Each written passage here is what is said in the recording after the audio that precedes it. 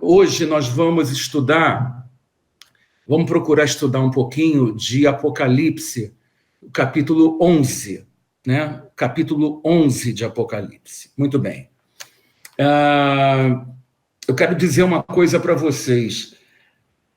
Existem alguns capítulos na Bíblia, não é, que são realmente um pouco mais complicados para a gente ler, para a gente estudar, para a gente ensinar, né? Eles não são triviais, eles não são muito simples de você ler e saber exatamente aquilo que o Espírito Santo está tentando ensinar para cada um de nós, ok? Eu considero esse capítulo 11 de Apocalipse como um dos capítulos mais difíceis, não só do Apocalipse, como de toda a palavra, não é?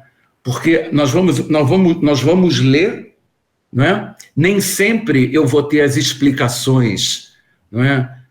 Isso é por causa disso, não é? Como a gente gosta de fazer quando a gente se sente seguro para poder ensinar, não é? Aquilo que o Espírito Santo nos ensina, mas com a ajuda do próprio Espírito Santo a gente vai tentar ministrar e passar alguma coisa, não é? Dúvidas, não é? Vocês perguntem, se porventura eu não souber explicar aqui, vou tentar explicar depois, e ao longo desse ensinamento, dessa aula, vocês vão perceber junto comigo como realmente não é algo tão simples, não é? Para a gente estudar. Então, vamos acompanhar então em Apocalipse 11, vocês notem que em todas as Bíblias, ou quase todas as Bíblias, o que nós ouvimos, o subtítulo, aliás, que a gente vê escrito é As Duas Testemunhas. Esse é o título famoso. E essa é uma das perguntas mais características, mais tradicionais que o povo de Deus faz. Quem são as duas testemunhas? Da mesma forma como perguntam, quem são os 144 mil? Quem é a besta? Quem é o falso profeta? Então, as duas testemunhas entram também nesse rol. Quem são as duas testemunhas? Então, vejam, na aula passada, nós tínhamos ministrado sobre a sexta trombeta, não é? A sexta trombeta, que era o segundo ai, né? O primeiro ai era a quinta trombeta, o segundo ai, que aliás a gente só vai ver que é o segundo ai lá no versículo 14, lá no versículo 14 de Apocalipse 11, que está dito que é o segundo ai, mas poderia ser imediatamente após o versículo de Apocalipse 9, 21, que fala do segundo ai, que é a sexta trombeta, mas ele só está escrito em Apocalipse 21, 11, 14, não é? E aí, nós, depois da sexta trombeta, nós falamos sobre aquele famoso livrinho, não é? Aquele livro doce e amargo, que João ingeriu, não é? E tudo mais, ele assistiu a um diálogo entre o pai e o filho, representado pelas vozes, né, do pai e pelo leão rugindo, e no final, não é, nós vimos que faltariam 3 anos e meio, não é, ou um tempo e tempos e metade de um tempo, não é, até que todas as coisas acontecessem, ou seja, no toque da 7ª trombeta, não é? Então, mais uma vez, para que a gente não perca jamais o fio da meada, a gente precisa sempre ter essa imagem, não é? Como uma imagem que nos guarde para acabar de fazer esse estudo. Então, vejam, entre as duas barras centrais, não é? Entre as duas barras centrais, nós temos exatamente o espaço. Nós temos exatamente o espaço de 7 anos, não é, que é a 70ª e última semana de Daniel. Sempre vou tentar rever isso com vocês. E exatamente nesta metade, nós concluímos que a 7ª trombeta deveria ser tocada exatamente aí. Consequentemente, nós podemos mostrar que o ministério dos 144 mil israelitas ocorreria nesta primeira metade, nestes primeiros 3 anos e meio, e que a grande tribulação propriamente dita aconteceria nos últimos 3 anos e meio, ou seja, após o toque da sétima trombeta.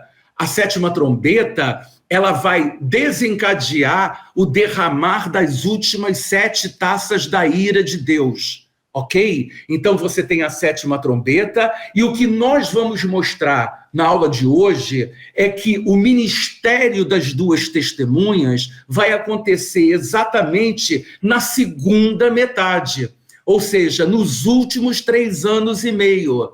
Mas as 2 testemunhas operam, não é, enfrentando a besta, que é o anticristo, e o falso profeta, exatamente no período da grande tribulação. Isso vai se encaixar perfeitamente. Se vocês perceberem, está escrito aqui embaixo, no quadrinho central à direita, não é? As 2 testemunhas, Apocalipse 11, operando exatamente aí. Ok? Está claro para todo mundo até agora? Muito bem.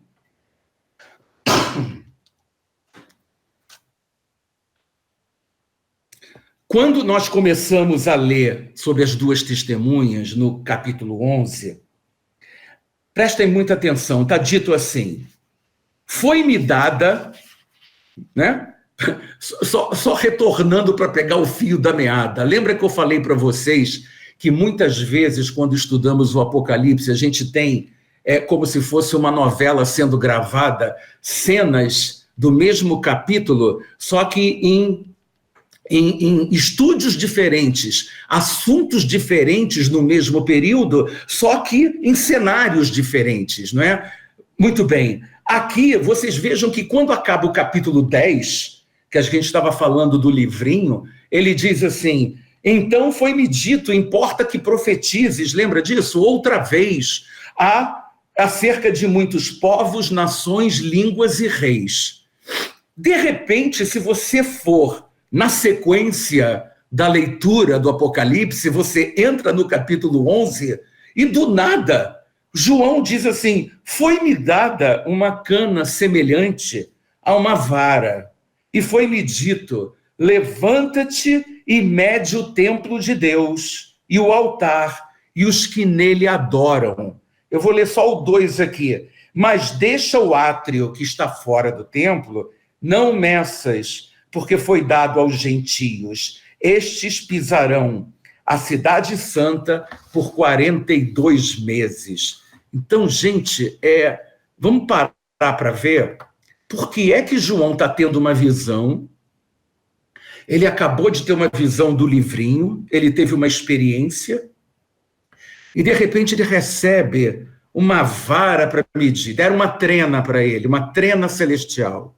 Deram uma cana celestial, 1 metro celestial para ele, não é? E o anjo chega para ele, quer dizer, aqui nem diz que foi um anjo, diz que foi-me dado, é porque tudo aqui é anjo, né? Então certamente um anjo deve ter dado, e chegaram para ele e disseram o seguinte: João, é o seguinte, foi o anjo que disse: levanta-te e mede o templo, ou seja, o santuário de Deus, o altar, provavelmente diz respeito ao altar do incenso, e conta quantas pessoas tem ali dentro, ou seja, os que nele adoram. Eu, se fosse comigo, gente, eu ia falar: para quê? Que eu vou fazer? Se eu chegar para Deus e falar: Senhor, eu medi o santuário e tem 10 metros de largura por 10 de comprimento, tá bom, mas o que significa isso? Olha, gente, eu fui estudar, confesso a vocês, fui pesquisar, olhei tantas referências, eu não encontrei, juro a vocês, uma pessoa, um comentário, um homem, um exegeta, um teólogo que pudesse chegar e escrever no seu comentário: João recebeu a cana, a vara para medir por causa disso, disso e disso. Aí eu falei: peraí, então vamos orar, vamos falar com o Espírito Santo, para ver se a gente tem alguma revelação a respeito disso, né? Primeiro lugar, eu quero falar uma coisa para vocês. Quando ele diz, mede o santuário ou o templo, né, e o altar, obviamente a gente precisa saber aonde que João está. João está no céu, lembra disso? Tudo que a gente está escrevendo, tudo que a gente está ensinando aqui é a partir de uma visão de João no céu. Ele está na Jerusalém celestial, não é? Ele está na Jerusalém celestial. Agora eu quero fazer uma pergunta para vocês. Quando a gente pensa na Jerusalém terrena, não é? Quando a gente pensa no templo, a gente pensa no Santo dos Santos, a gente pensa no Santo Lugar e a gente pensa no átrio. A gente sabe que entre o Santo dos Santos, ou o Santíssimo, e o Santo Lugar, havia um véu. Esse véu, ele foi rasgado, não é? Quando Cristo foi crucificado, quando ele morreu na cruz, aquele véu foi literalmente rasgado de alto a baixo.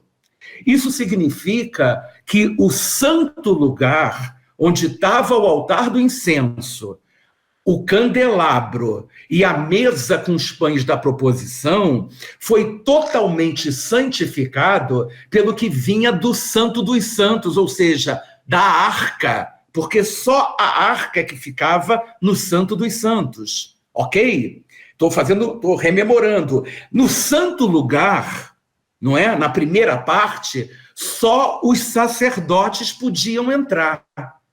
E no Santo dos Santos, no Santíssimo, só o sumo sacerdote podia entrar. E uma vez só por ano, no dia do Yom Kippur, e não sem sangue, não é? Para fazer purificação, não é? Por todos, pelo povo, não é? Por Israel, enfim. Muito bem. Só que tudo que Deus mandou Moisés fazer aqui na terra é imagem, é semelhança de uma realidade celestial, ok? A realidade é o santuário no céu, não é o santuário na terra. Então, o que eu quero dizer para vocês é o seguinte: no céu não existe sequer santo lugar, porque tudo no céu é santíssimo. No céu, não é, na verdade, não existe véu. O véu está lá literalmente, não é? Já é glorificado, que é Cristo. O átrio, não pode haver um átrio no céu. No céu não existe um átrio na realidade. Por quê? Porque o átrio não tem na terra o mesmo caráter que tem o Santo dos Santos. Aí eu pergunto, por que é que então no versículo 2, ele diz assim, deixa o átrio que está fora do templo e não meças, porque foi dado às nações e pisarão a cidade santa, que é Jerusalém, por 42 meses. Olha só, na realidade, a visão que João tinha do átrio é que o átrio é a própria Jerusalém terrena. Então, quando ele está no céu, o santuário, a Jerusalém celestial, é o santuário de Deus. O altar está no santuário de Deus, mas o átrio é a Jerusalém terrena, porque, afinal, a Jerusalém terrena é que vai ser pisada por 42 meses. Então, aqui está mostrando que o átrio, na verdade, que João viu, é a Jerusalém terrena. Percebem? Então, toda Jerusalém representa o átrio em termos espirituais. Por isso está escrito aqui no verso 2, não meças, porque foi dado às nações. O átrio foi dado às nações. E agora a gente vai ver o que vai acontecer na realidade, não é? Nos 42 meses, a partir do toque da 7ª trombeta. Ou seja, nos 1260 dias, ou nos 3 anos e meio, não é? A partir do toque. E como se encaixarão as duas testemunhas, não é? Nessa realidade. Mas antes disso, eu preciso ainda mostrar a importância da vara, né, do cálamos. Na verdade, a palavra grega, gente, se fala cálamos. Cálamos servia como uma vara de medição feita de uma cana que cresce lá nos pântanos, né, do Jordão. Né? Zé Adelso está aí, Miguel, vão poder conferir depois. Não é? Então, eles pegavam aquilo e aquilo era usado como a trena para fazer medida. Como nós temos o metro hoje, né? Eles tinham uma medida padrão e tinha vara de 2 metros, de 3 metros, de 3,60 metros e por aí vai, ok? Mas, para a gente entender bem, essa questão de por que o anjo pediu para João medir, eu queria que vocês abrissem a palavra em Zacarias. Vamos abrir a palavra, por favor, em Zacarias, no capítulo 2.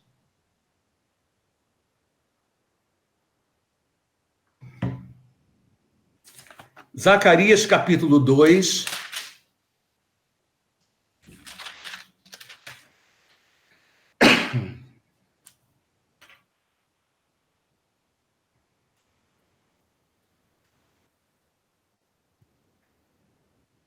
Ok? Eu queria ler com vocês os 5 versículos que tem aqui. Os 5 primeiros versículos. Diz assim, prestem muita atenção. Tornei a levantar os meus olhos e olhei e vi um homem em cuja mão estava um cordel de medir. Pode ser uma vara de medir, dependendo da tradução. Verso 2. E eu disse, para onde vais tu? E ele me disse, medir Jerusalém, para ver qual é a sua largura e o seu comprimento.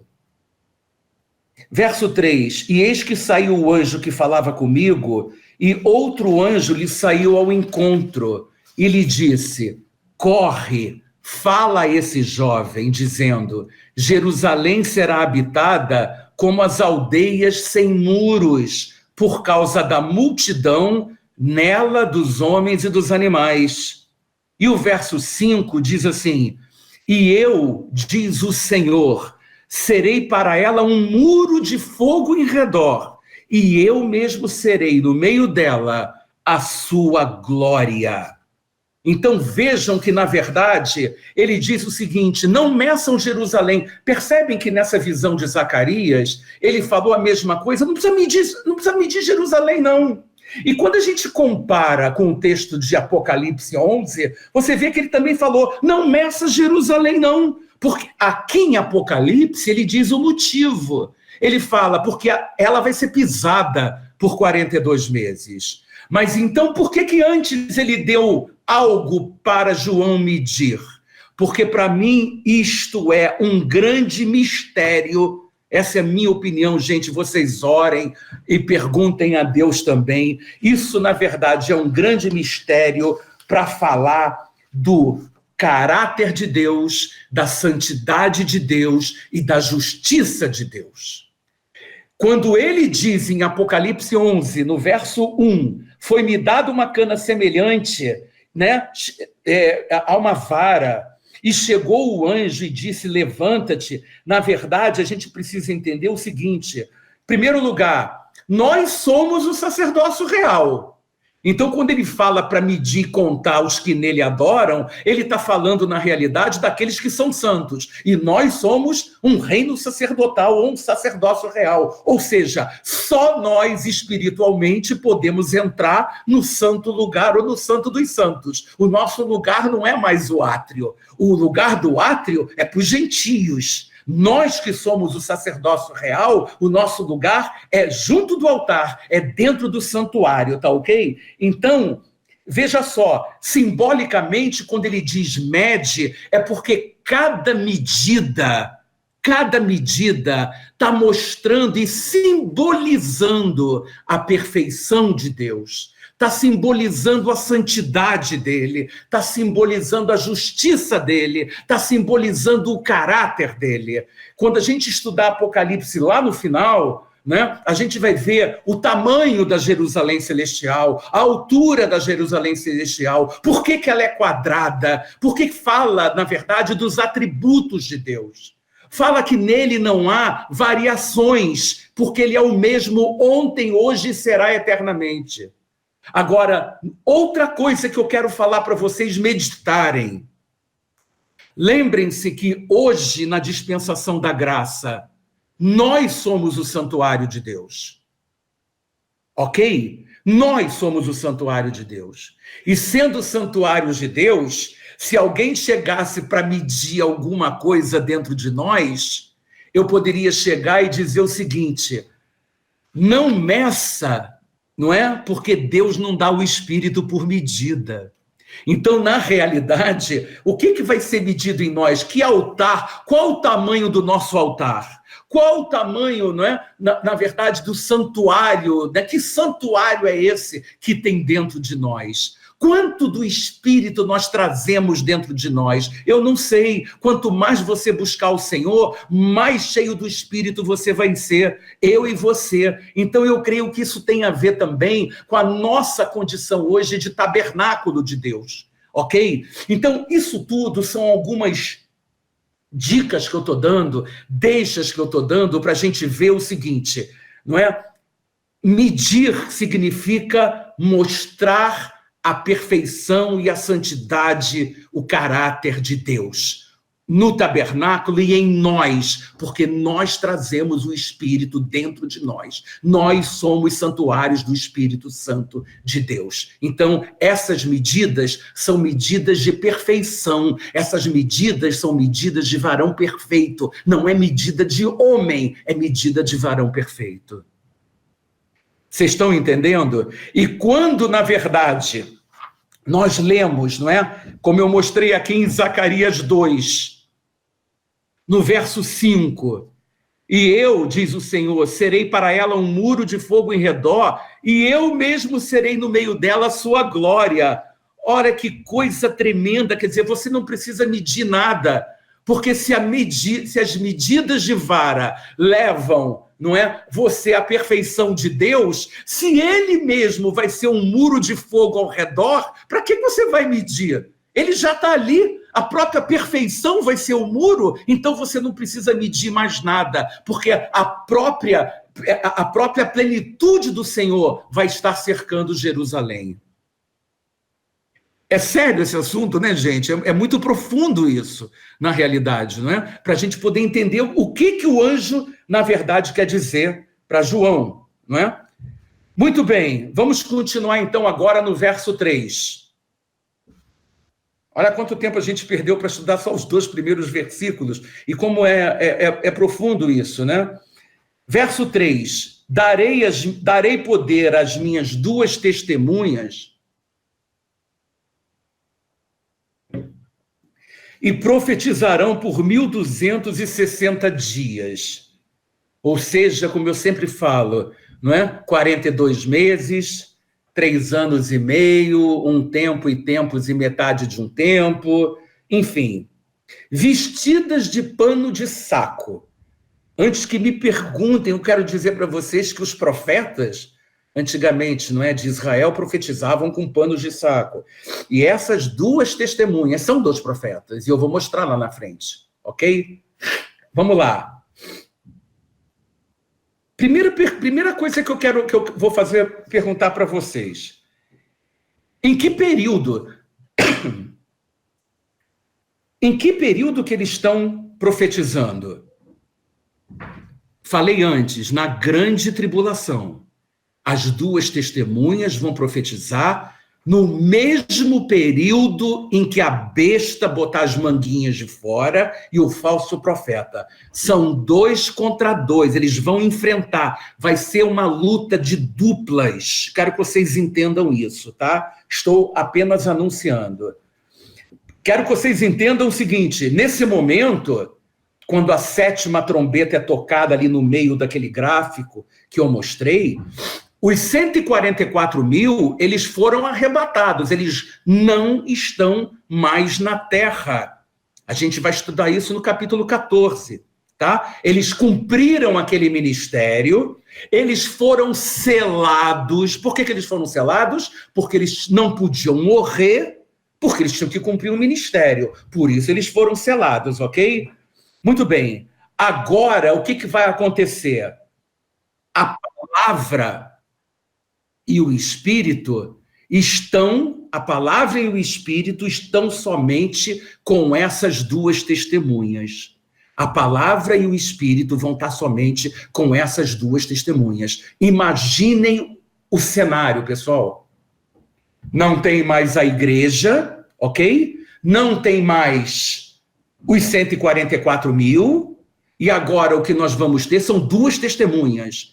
Eles são os representantes. Para buscar o quê? Nós vamos ver isso agora. Verso 4, Apocalipse 11, 4, diz assim: essas são as duas oliveiras e os dois castiçais que estão diante de Deus da terra, do Deus da terra. Muito bem. Essas duas oliveiras, e eu vou mostrar isso aqui, elas representam os profetas de Israel. Tá? Um dos castiçais, são dois, ok? Um deles que está com a oliveira, simboliza o Espírito Santo. E o outro simboliza a palavra. Por que é que você está falando isso? Porque eu já mostrei aqui algumas vezes que sempre o Espírito Santo está junto da palavra. Lembra de Isaías 61, 1, quando a gente lê: o Espírito do Senhor está sobre mim. É Yeshua falando, Ruach Adonai Alai, o Espírito do Senhor está sobre mim. Ou quando a gente tem aquela passagem famosa em João 1, 32, quando viu-se o Espírito em forma de pomba, não é? Em forma corpórea, em outras versões, pousando sobre Cristo. Então é sempre o Espírito sobre Cristo, sobre o corpo. Ou quando nós temos aquela passagem de Apocalipse 5, quando João viu o candelabro, eu falei que era o candelabro, em algumas versões trazem chifres, em cima do cordeiro, não é? Que foi morto. Então, Cristo, que é a palavra, que é o verbo, e o Espírito Santo, eles trabalham juntos o tempo todo. E aqui, não é, numa dispensação completamente diferente, não é? Não vai ser diferente, você vai ter o Espírito e a palavra. E a gente vai mostrar isso aqui. Vejam só, gente, essas duas oliveiras que a gente está lendo aqui são dois homens que, quando for cortado o azeite, não é? Eles vão morrer. E a gente vai ver que eles vão morrer, realmente morrem. Não é como os 144 mil, veja o que eu estou falando. Os 144 mil não tiveram, na verdade, o azeite cortado. Eles precisaram ficar vivos. Ou seja, por que o azeite vai ser cortado? Porque eles vão precisar morrer na grande tribulação, as duas testemunhas. Por quê? Porque eles vão ter que servir de testemunhas. A palavra é clara. Para quem? Para Israel. Por quê? Vamos acompanhar isso ao longo desse estudo. Eles, na verdade, estão representando os judeus, tá? Assim como o candelabro de 7 braços, estão lembrados? Representam a igreja. Lembra quando nós estudamos aqui, baseado em Isaías 11:2, os 7 espíritos, o candelabro de 7 braços? Vocês estão lembrados? Quando a gente falou, repousará sobre ele o Espírito do Senhor, o Espírito de sabedoria e de inteligência, o Espírito de conselho e fortaleza, o Espírito de conhecimento e de temor do Senhor. Eram os 7 espíritos. E que isso representava exatamente o quê? A igreja do Senhor. Mas agora, a gente está falando num tempo em que a igreja não está mais presente, ok? Muito bem. E eu ainda vou falar uma outra coisa para vocês depois meditarem. Vocês se lembram que quando nós estudamos os 144 mil, eu falei que tinha duas tribos que não faziam parte. Era a tribo de Dan e a tribo de Efraim. E eu mostrei para vocês por que naquela aula que um era da tribo de Dan, por que a tribo de Dan não constava e por que a tribo de Efraim, lembra, não constava naquela lista. Então agora eu posso falar até para vocês, não é? Que se algum desses tem as suas tribos bem definidas, essas duas testemunhas, uma é da tribo de Dan e outra é da tribo de Efraim, tá? Mas isso é algo assim para vocês meditarem.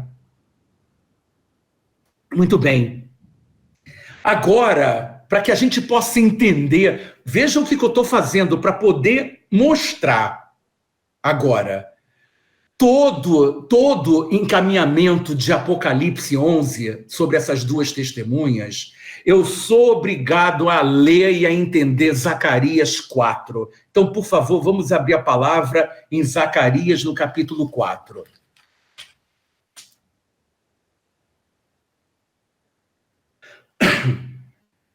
Zacarias, capítulo 4. Eu vou tentar ir explicando versículo por versículo, não é? Para depois voltar para Apocalipse. Se a gente, olha que coisa tremenda, né, pessoal? Se a gente não entender o contexto de Zacarias 4, é impossível entender Apocalipse 11. Simplesmente impossível. Zacarias 4:1 começa assim: e tornou o anjo que falava comigo e me despertou, como a um homem que é despertado do seu sono. Em outras palavras, acorda, Zacarias, levanta aí, cara. Por quê? Na minha opinião, eu acho que esse versículo foi escrito, como acontece, eu até vi num texto de Daniel também, esses homens de Deus, esses profetas de Deus, eram, cada vez que eles tinham uma visão, ou uma revelação tão profunda, não é? Eles ficavam tremendamente cansados, exaustos, na verdade, né? É isso que eu penso, né? Exaustos das visões anteriores, ok? Tem um texto, quem quiser anotar depois, não é? Ou olhar de novo no vídeo, está em Daniel 10, dos versos 8 e 9, não é? Que diz assim, olha só que interessante. Fiquei, pois, isso Daniel falando, fiquei, pois, eu só, e contemplei essa grande visão, e não restou força em mim. O meu rosto mudou de cor e se desfigurou, e não retive força alguma. Contudo, ouvi a voz das suas palavras, e ouvindo-a caí sem sentidos, rosto em terra. Ele não aguentava, os profetas não aguentavam mesmo. Eram visões muito profundas, muito fortes. Ok? Agora, gente, para a gente acompanhar o livro, esse texto de Zacarias 4, eu queria que vocês prestassem muita atenção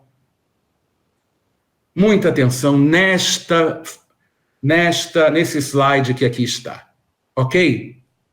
Prestem muita atenção no que vocês estão vendo aí. Vocês estão acompanhando? Vocês estão vendo assim, a grosso modo, eu vou ler. Vocês estão vendo um candelabro aqui no meio de duas oliveiras, os dois canudos aqui abastecendo diretamente um recipiente em cima com óleo, tá ok? Essa é a quinta visão, né, de Zacarias. Prestem muita atenção. Verso 2. E aí a gente acompanhando o verso 2, a gente vai poder ter a ilustração dessa figura que é muito importante. E me disse, que vês? Está perguntando para Zacarias. E Zacarias disse, e eu disse, óleo, e eis um castiçal, na verdade, um candelabro, a menorá, não é? Todos sabem o que é a menorá, ele estava vendo uma menorá, todo de ouro, e um vaso de azeite em cima, com as suas 7 lâmpadas, veja só. E cada lâmpada posta em cima tinha 7 canudos, ou 7 tubos, vejam só, os 7, né, indo à direção de cada uma das lâmpadas do candelabro. Ou seja, a imagem que a gente pode ter a partir daí, gente, é uma imagem de abundância, direto, olha só, óleo, óleo, óleo, óleo, lâmpada acesa, constantemente. É essa a ideia que eu quero que vocês entendam a princípio nesse versículo 2. Quando chega no versículo 3, diz assim, e por cima dele, vejam só, por cima dele, por cima do candelabro, por cima do recipiente, 2 oliveiras, uma à direita do vaso de azeite e outra à esquerda. Exatamente, não é? Ou mais ou menos como está nessa figura que a gente está vendo. Ora, a gente sabe que naquele tempo era o óleo usado como combustível para acender as lâmpadas. Isso não é novidade para nenhum de nós. Aqui nessa visão, as 2 oliveiras estão fornecendo óleo constantemente para o recipiente, tá certo? Como se fossem 2 torneiras que estão enchendo aquele recipiente de óleo. Vocês percebam que a visão é de óleo que está sendo fornecido, que está sendo vertido indefinidamente, ininterruptamente, tá? Mais do que isso, não há homem presente, que é outro detalhe que eu quero que vocês prestem atenção. Ou seja, não existe intervenção humana nessa figura, nessa visão que Zacarias está tendo.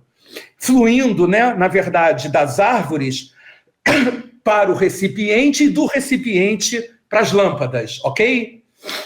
Verso 4. E falei e disse ao anjo que falava comigo, dizendo: Senhor meu, o que é isso?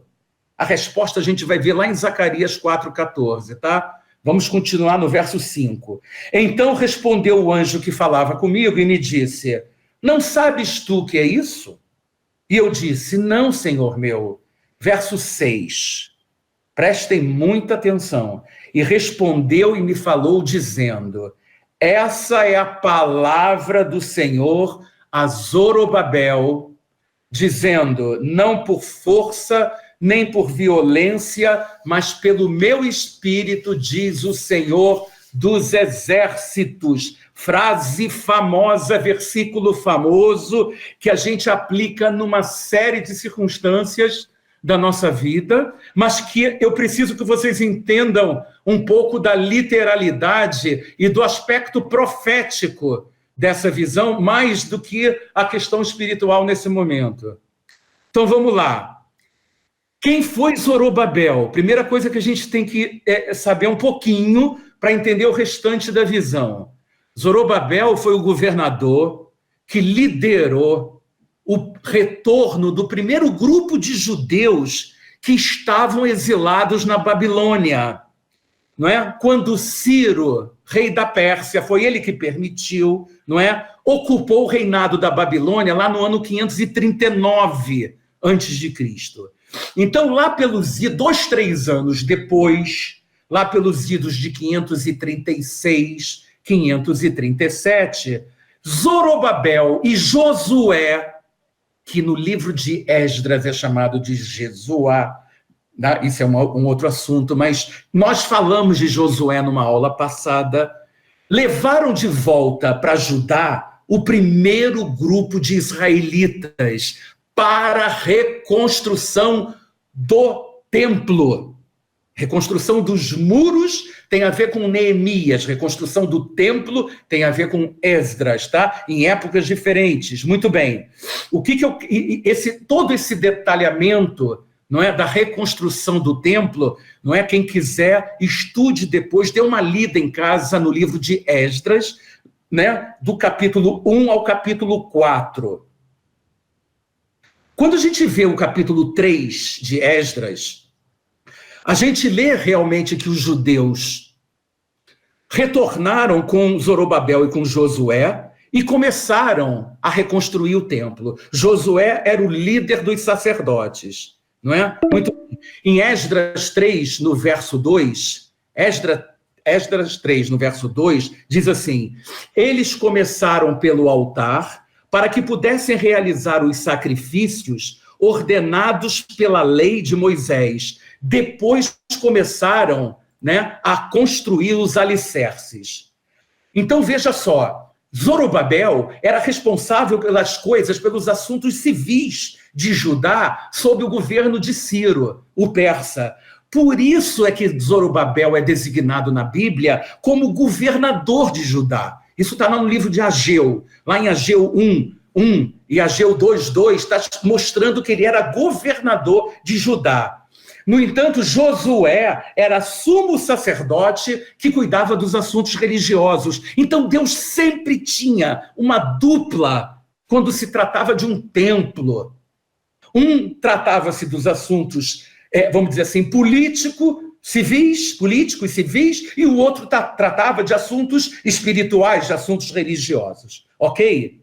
Muito bem. Nessa passagem que a gente está estudando, o que Deus quis dizer a Zorobabel através de Zacarias?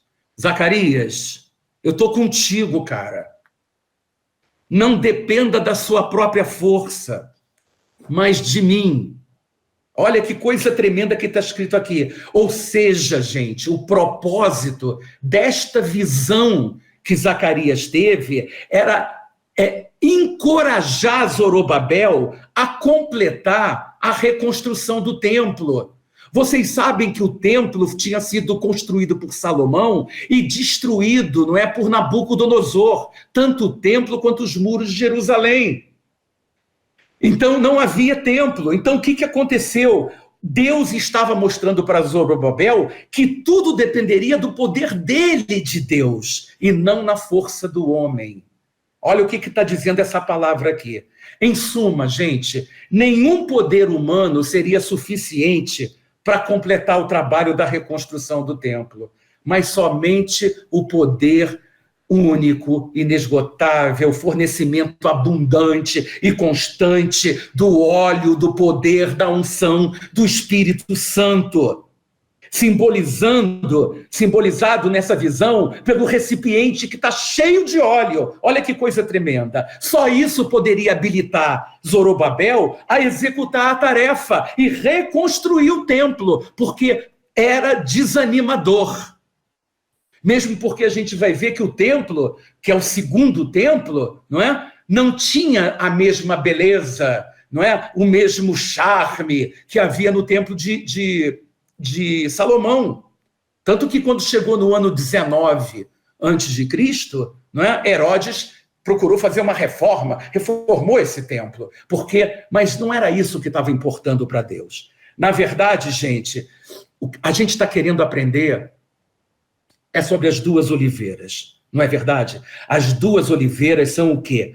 São dois profetas. A palavra que está aqui representada por Zorobabel, tá? A palavra que está representada por Zorobabel e o espírito que está representado por Josué, né? Mais do que isso, lembram de Moisés e Arão?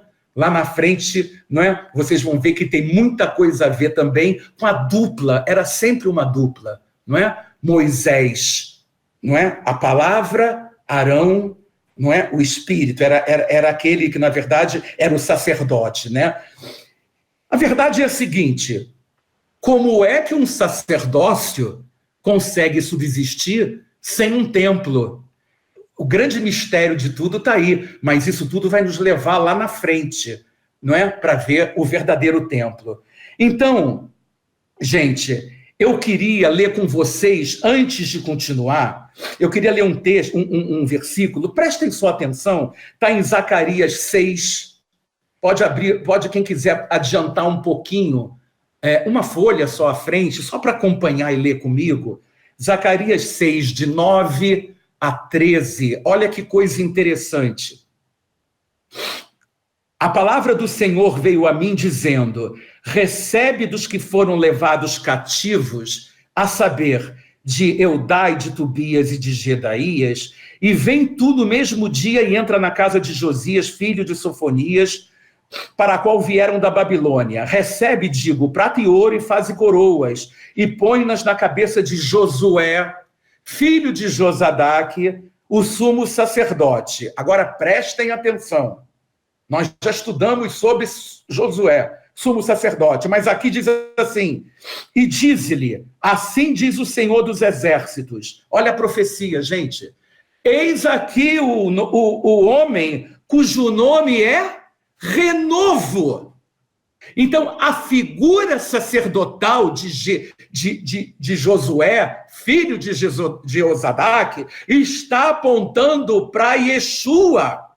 Porque olha a profecia, eis aqui o homem ali era Josué, o sumo sacerdote. E ele diz, eis o homem cujo nome é Renovo.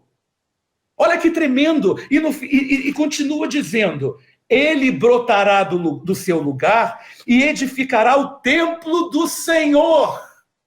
E a gente vai ver isso em Apocalipse.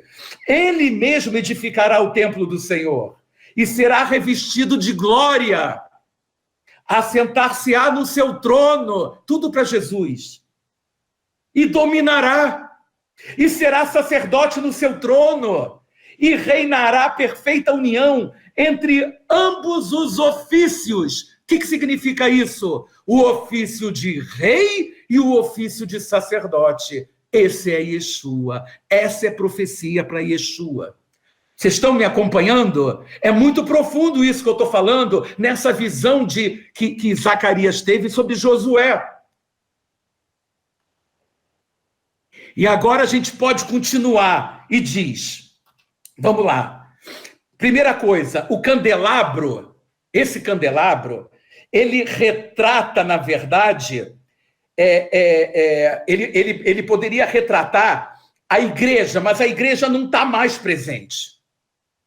Uma das oliveiras representa, como eu falei, a palavra, a outra é o espírito. A igreja já desempenhou esse papel hoje. Ou seja, a chave... O que Jesus falou para Pedro? Eis que vos dou a chave do reino. Não é isso? Então, a chave, enquanto a igreja está na terra, pertence à igreja. Aquilo que nós ligarmos na terra terá sido ligado no céu. Mas quando a igreja for arrebatada, essa chave passa para os 144 mil, gente. E quando os 144 mil forem arrebatados, essas chaves passam para as duas testemunhas. Elas vão ter a chave. O que elas ligarem na terra vai ser ligado no céu. E a gente vai ver por que isso vai acontecer quando voltarmos para o livro de Apocalipse. Muito bem, tá?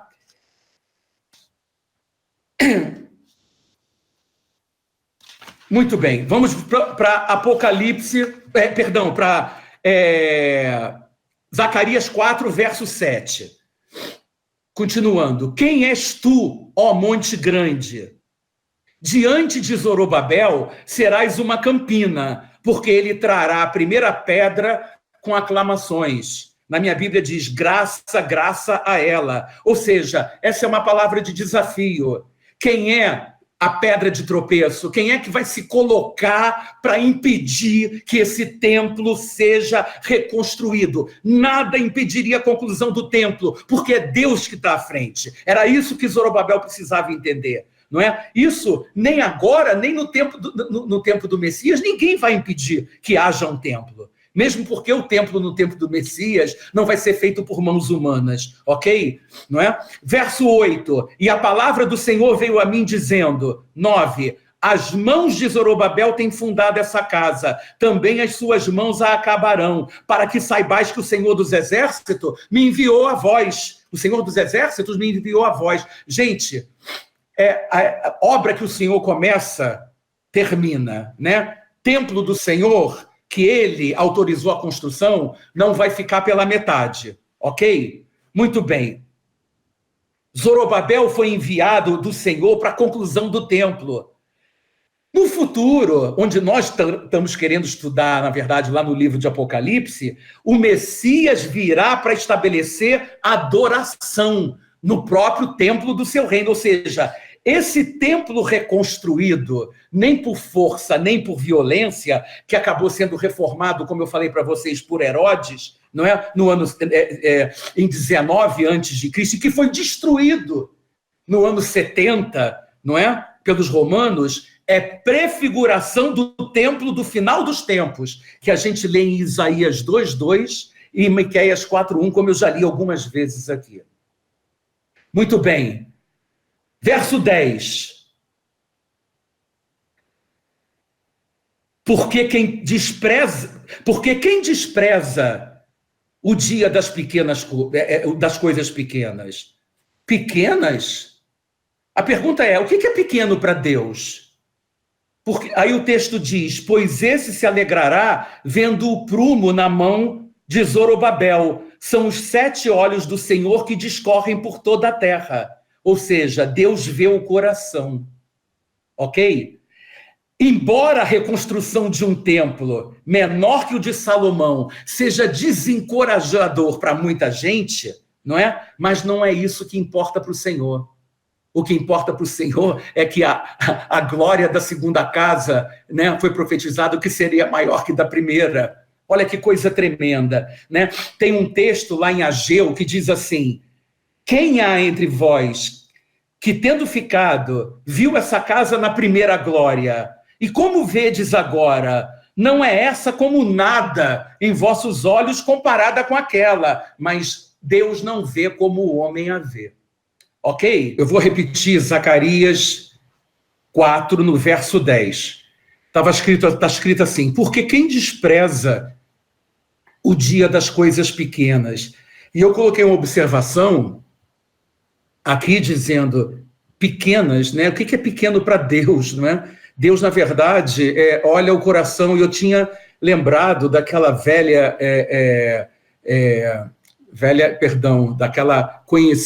do conhecido versículo que diz, não é? Lá em Ageu 2:9, né, que a glória da segunda casa, né, será maior do que da primeira, ok? Muito bem. Em Zacarias 4, no verso 11, está escrito assim, vamos ler do 11 ao 14. Falei mais e disse-lhe, quem são então as duas testemunhas, as duas oliveiras à direita do castiçal e à sua esquerda? Verso 12, e falando-lhe outra vez disse, que são aqueles 2 raminhos de oliveira que estão junto aos 2 tubos de ouro e que vertem de si azeite dourado. E ele me respondeu, verso 13, não sabes o que é isso? E eu disse, não, Senhor meu. E o verso 14 traz a resposta.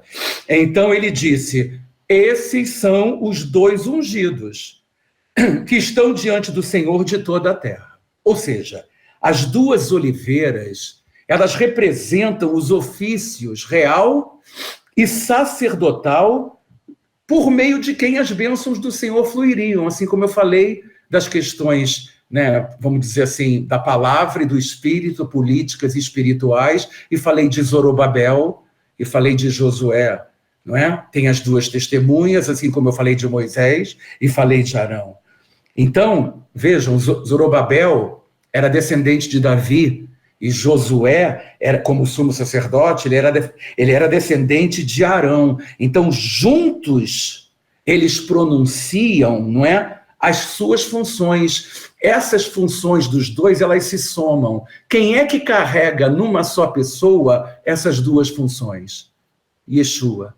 Só Jesus carrega esse ofício sacerdotal e esse ofício real. Tá ok, gente? Então, agora, tendo estudado um pouquinho de Zacarias 4, a gente pode passar e retornar para Apocalipse 11. Vamos voltar para Apocalipse 11 e começar a dar uma lida. Eu creio que agora vai ser um pouco mais fácil para a gente poder acompanhar esse contexto. Não é? Então vamos lá voltar para Apocalipse no capítulo 11. No versículo 5, né, eu tinha parado no 4, diz assim, e se alguém lhes quiser fazer mal, fogo sairá da sua boca e devorará os seus inimigos. E se alguém lhes quiser fazer mal, importa que assim seja morto. Veja só, é aquilo que eu falei sobre aquilo que eles ligarem na terra vai ser ligado no céu. O que eles declararem, o outro falar amém, acabou, é o que vai acontecer. Então, eles vão ser as verdadeiras pedras de tropeço, não é? Para a ação da besta e do falso profeta. Verso 6.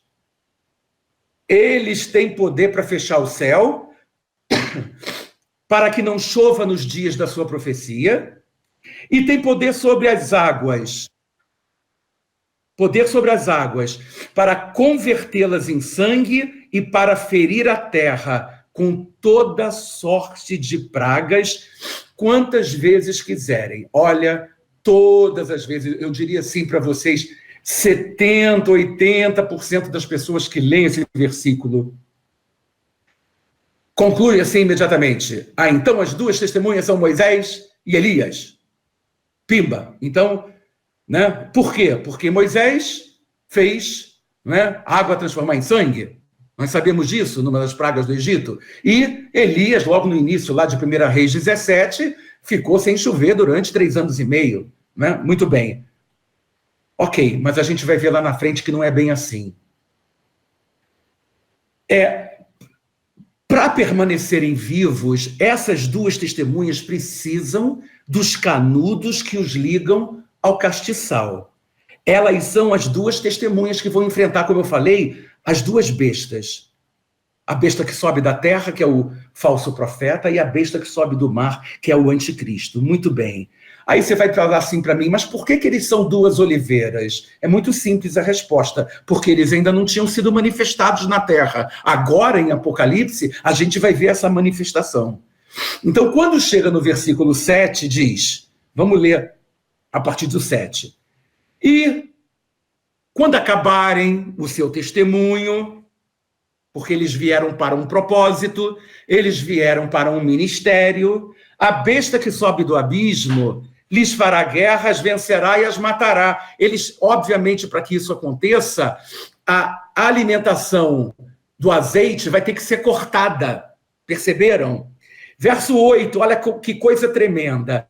E jazerá o seu corpo morto na praça da grande cidade, que espiritualmente se chama Sodoma e Egito, onde o seu Senhor também foi crucificado. Se o seu Senhor também foi crucificado, vocês podem ter certeza que as duas testemunhas vão morrer crucificadas.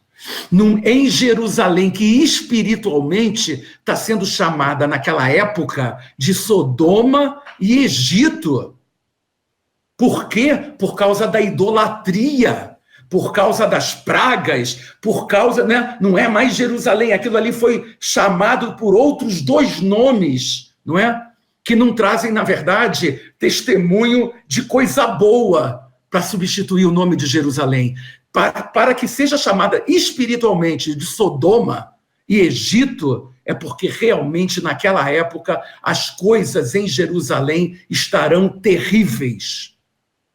Quero que vocês entendam, mais uma vez, vocês podem imaginar, Jerusalém está sendo cercada por milhões de soldados, a besta e o falso profeta, a gente vai estudar isso, né, no capítulo 13, as manifestações deles, não é? E as duas testemunhas enfrentando.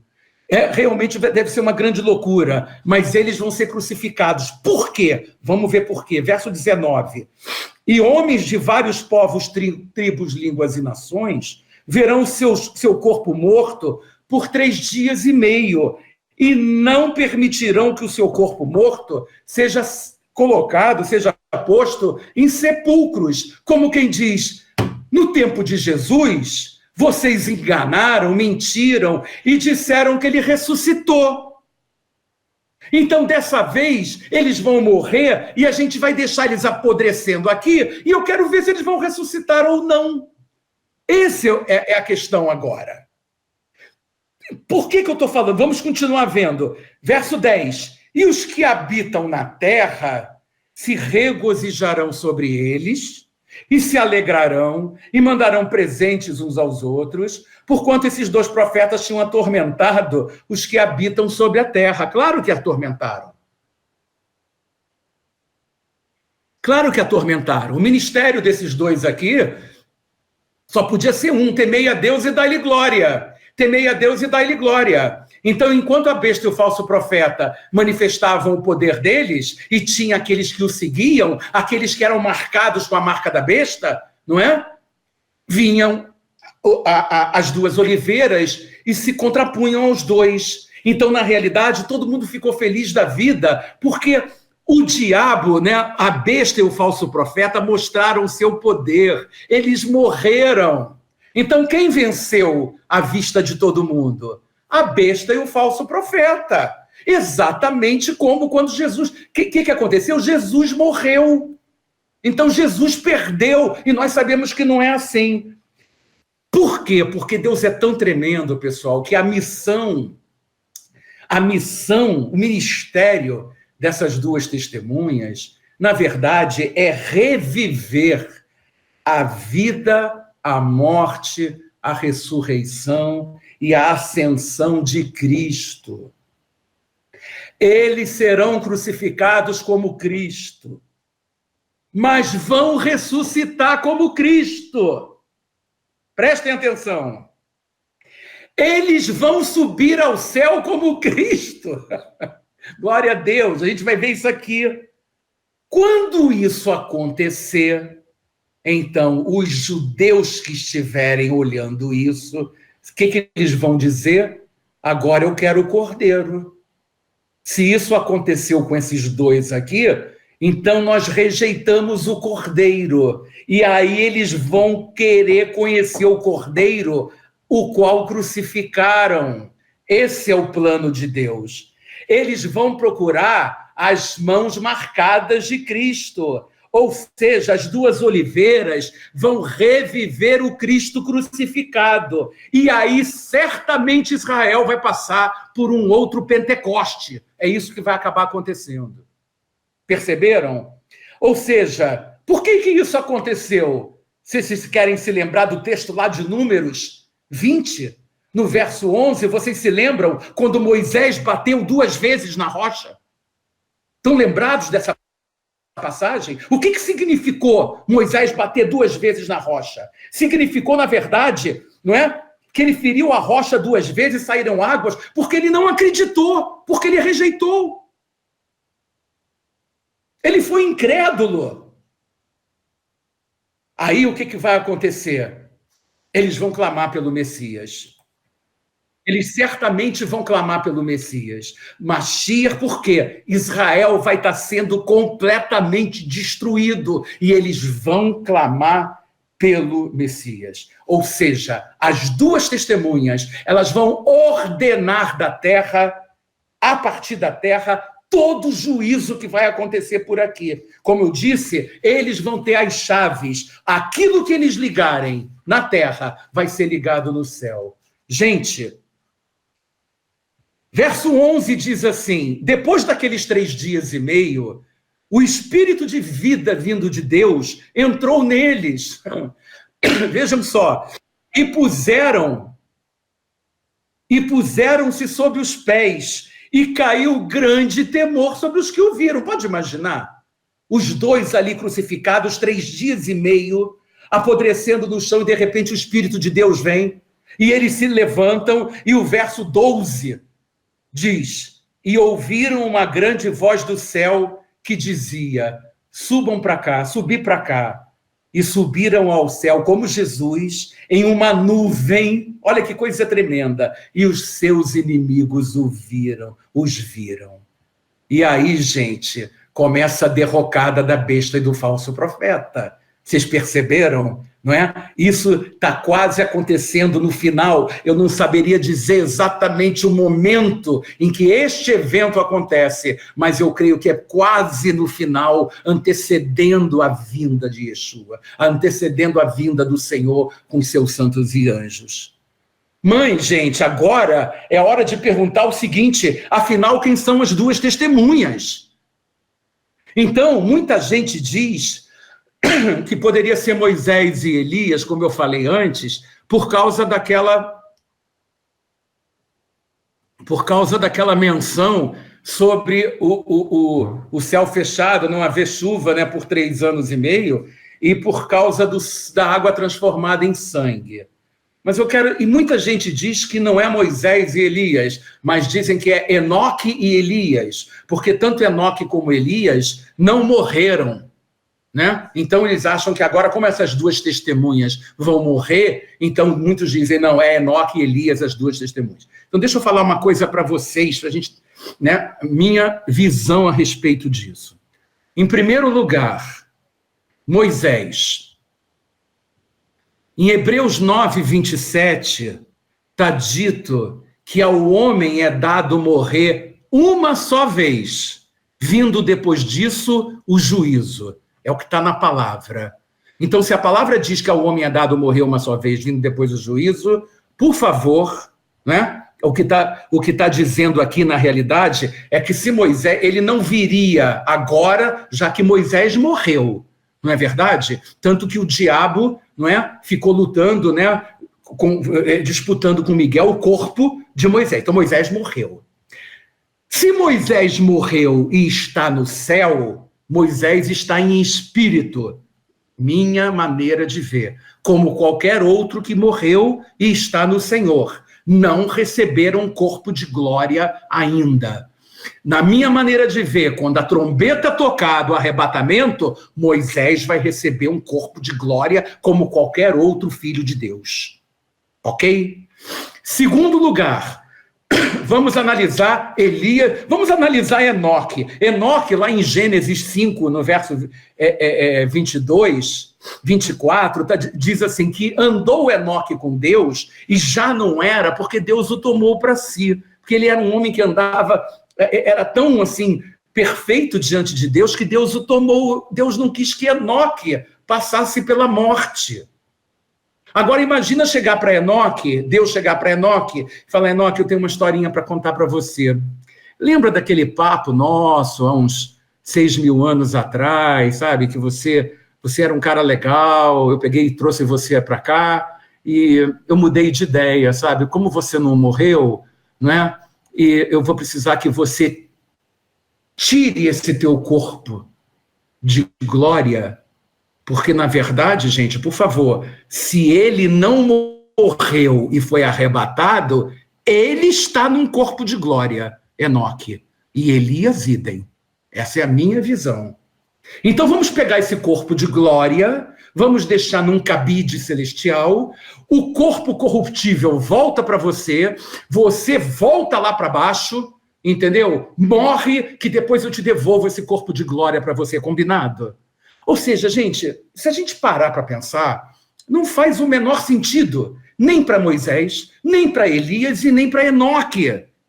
Nenhum desses, na verdade, é testemunha. Outra coisa, vocês se lembram que quando houve a transfiguração, lá no capítulo 17 de Mateus, Jesus tomou Pedro, João e Tiago e subiu, não é? E eis que lhes apareceram quem? Elias e Moisés.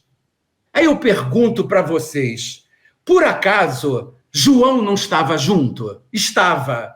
Ele não reconheceria nas duas testemunhas Moisés e Elias, já que ele os viu na transfiguração?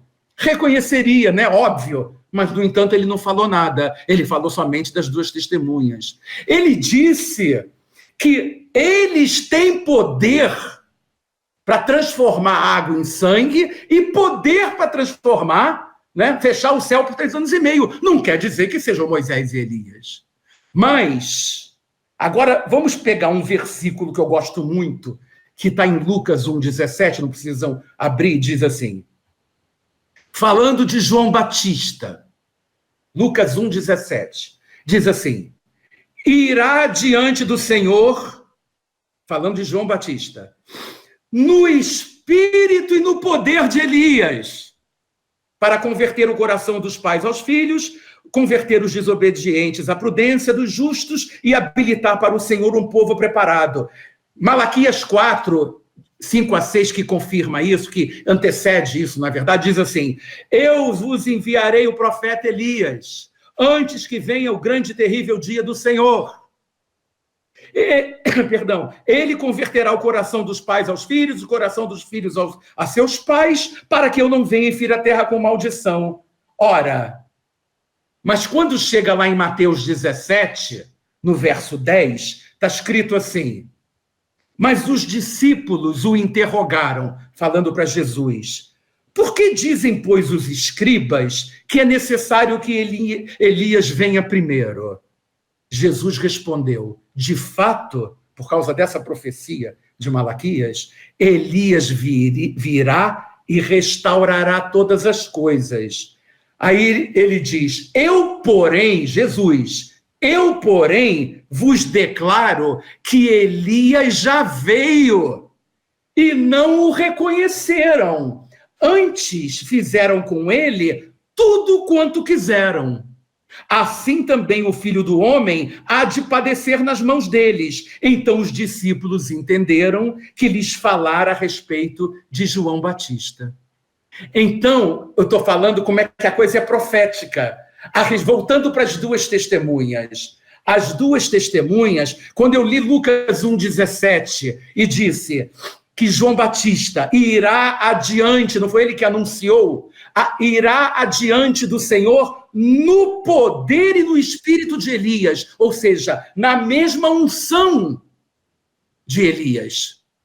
Então, o que eu estou falando é que as duas testemunhas são dois homens de Deus que vêm na mesma unção de Moisés e de Elias. Não são Moisés e Elias, mas eles carregam neles a mesma unção de Moisés e de Elias. Por isso, João pôde testificar que eles têm poder para transformar água em sangue e poder fechar o céu por 3 anos e meio. E por que é que João se refere a esses dois eventos?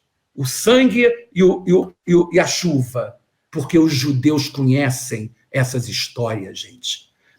A questão aqui é para os judeus. Os judeus, qualquer judeu, por mais incrédulo que seja, né? Zé Adelso está aqui, Miguel está aqui, que eu acho que é o único judeu que está aqui comigo, sabe muito bem o que eu estou falando. Você pode chegar para qualquer judeu incrédulo, mas ele sabe que Moisés transformou água em sangue. Né? E ele sabe que Elias, na verdade, teve poder só depois, quando houve autorização, é que houve chuva. Na realidade, quando ele teve aquela visão da mão, né, nos céus, na realidade, ok? Então, as duas testemunhas são exatamente essas. Dois homens de Deus, dois profetas de Deus, não é? Que vão ligar na terra, para que seja ligado no céu, com toda a unção e poder que haviam, como Moisés tinha e como Elias tinha. Ok? Quando chega no verso 13, diz: naquela mesma hora, houve um grande terremoto e caiu a 10ª parte da cidade. Verso 13. E no terremoto foram mortos 7.000 homens. E os demais judeus, vejam só, ficaram muito atemorizados e deram glória ao Deus do céu. Não é? Se você pegar o texto de Mateus 27, quem quiser abrir, Mateus 27, 50, Mateus 27, versos 50 e 51, diz assim: e Jesus, clamando outra vez com grande voz, entregou o Espírito. Olha só, eu estou comparando com a morte das duas testemunhas. Então, por que eu peguei esse texto? Porque aqui eu estou falando logo depois que Jesus morreu na cruz. Continua: eis que o véu do santuário se rasgou em 2 partes, de alto a baixo. Aí o que diz o texto? Tremeu a terra e fenderam-se as rochas. Houve um terremoto. Então, da mesma maneira que houve um terremoto nesta terra, em Jerusalém, quando Jesus expirou, a mesma coisa vai acontecer quando as duas testemunhas morrerem. Ok, gente? Isso aqui só vem corroborar com essa analogia que a gente está fazendo entre um evento e o outro evento. Ok? Muito bem. E aí, quando chega no verso 14, esse é o versículo que poderia ter sido colocado logo, olhando Apocalipse 9, verso 21. Isso podia ser colocado em Apocalipse 9, 22. Tá certo? Ou seja, é passado o segundo ai. O segundo ai acontece ali. Eis que o terceiro virá. Quem é o terceiro ai? A 7ª trombeta. Então, o segundo ai é no final da 6ª trombeta. Ok? E agora a gente vai ler como é que começa a 7ª trombeta para a gente começar, né? Você vê que aqui vem para a 7ª trombeta, que podia ser a sequência, na verdade, de Apocalipse 9. Mas não foi assim que o escritor colocou. Então, vamos à 7ª trombeta, dar uma geral apenas sobre esses 5 versículos para terminar. E tocou o sétimo anjo a trombeta, e houve no céu grandes vozes que diziam: os reinos do mundo vieram a ser de nosso Senhor e de seu Cristo, e ele reinará para todo sempre. E os 24 anciãos que estão assentados em seu trono, diante de Deus, prostraram-se sobre seu rosto e adoraram a Deus, dizendo: graças te damos, Senhor, Deus Todo-Poderoso, que és e que eras e que hás de vir, que tomaste o teu grande poder e reinaste. Iraram-se as nações, e veio a tua ira e o tempo dos mortos, para que sejam julgados, o tempo de dares o galardão aos profetas, teus servos, aos teus santos, aos que temem teu nome, pequenos e grandes, o tempo de destruíres os que destroem a terra. Abriu-se o templo de Deus no céu, e a arca do seu concerto foi vista no seu templo, e houve relâmpagos e vozes, trovões, terremotos, grande saraiva. O que ele está mostrando aqui? O que ele está mostrando aqui é tudo que vai acontecer de uma forma sucinta do capítulo 13, 12 em diante. Tudo que vai acontecer. Ele fala que toca a sétima trombeta. O que se ouve do céu, né? Os reinos do mundo vieram a ser do nosso Senhor e Cristo, porque vai acontecer, né, 3 anos e meio, o Armagedon, e depois vem o milênio, e depois vem o juízo final.